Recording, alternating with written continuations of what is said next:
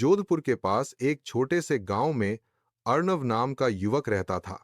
वह इतिहास का छात्र था और प्राचीन किलों, खंडहरों और रहस्यमयी जगहों पर रिसर्च करना उसे बहुत पसंद था। एक दिन जब वह पुराने बक्से में कुछ पुराने दस्तावेज देख रहा था, तो उसे एक पुराना, धूल से भरा निमंत्रण पत्र मिला।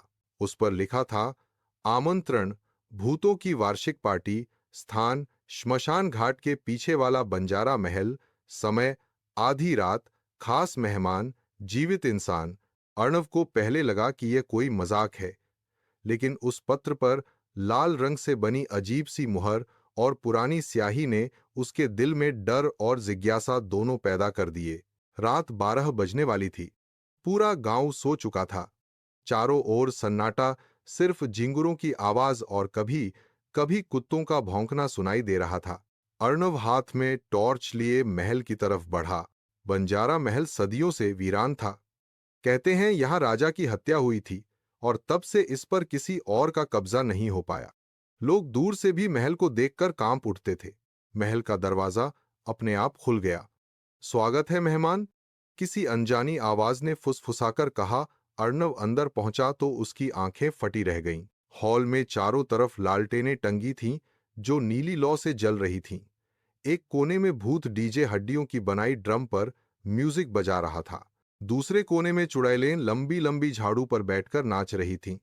कंकाल प्लेट पकड़कर खून का जूस और भूत पकौड़े परोस रहे थे। लेकिन सबसे डरावना यह था कि पार्टी में हर किसी का चेहरा या तो अधूरा था या बिल्कुल खोपड़ी नजर आ रही थी। फिर भी अर्णव को हैरानी हुई कि भूत इंसानों की तरह हंस खेल रहे थे, नाच रहे थे, मानो यह कोई सामान्य पार्टी हो। पार्टी में अलग अलग गेम चल रहे थे। कब्र से दौड़, कौन सबसे तेज अपनी कब्र से निकलकर हॉल तक पहुंचेगा। आत्मा पकड़ो, भूत एक दूसरे की परछाइयां पकड़ने की कोशिश करते थे।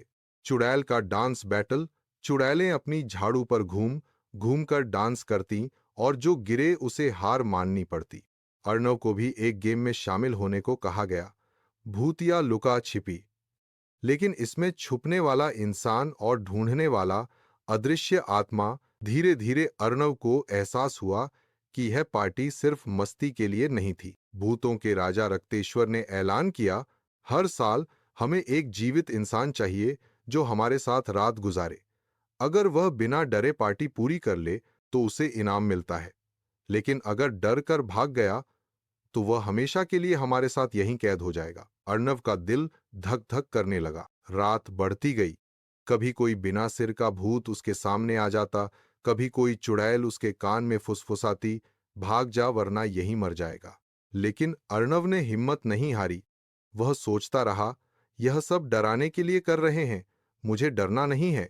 वह गेम्स खेलता रहा, म्यूजिक पर डांस करता रहा। धीरे धीरे भूत भी उसकी हिम्मत से प्रभावित होने लगे।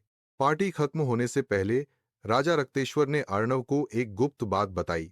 असल में ये सभी भूत उस जमाने के हैं जब महल में विश्वासघात हुआ था। उन्हें मोक्ष पाने के लिए हर साल एक बहादुर इंसान चाहिए होता था, जो उनके साथ पूरी रात बिताए और बिना डरे उन्हें इंसान समझकर व्यवहार करे। अर्णव ने कहा, तुम लोग बुरे नहीं हो। मैं तुम्हें डरने लायक नहीं, बल्कि दुखी आत्माएं मानता हूं। जैसे ही सुबह के 4 बजे मुर्गे की बांग सुनाई दी, महल हिलने लगा। एक एक करके सारे भूत नीली रोशनी में बदलकर आसमान की ओर उड़ गए। रक्तेश्वर ने जाते जाते कहा, तुम्हारी बहादुरी ने हमें आजाद कर दिया। याद रखना, असली भूत डर नहीं, बल्कि इंसान का लालच और डरपोकपन है। सुबह जब गांव वाले उठे तो देखा, वीरान बंजारा महल अब एकदम शांत था। अर्णव ने सबको पूरी कहानी सुनाई, लेकिन बहुतों ने यकीन नहीं किया। फिर भी उस दिन के बाद से महल में कभी कोई अजीब घटना नहीं हुई। अर्णव ने अपने रिसर्च पेपर में लिखा, भूतों की पार्टी कोई डरावना श्राप नहीं, बल्कि एक अधूरी कहानी थी। डर पर काबू पाकर इंसान सबसे अंधेरे सच को भी रोशनी में बदल सकता है।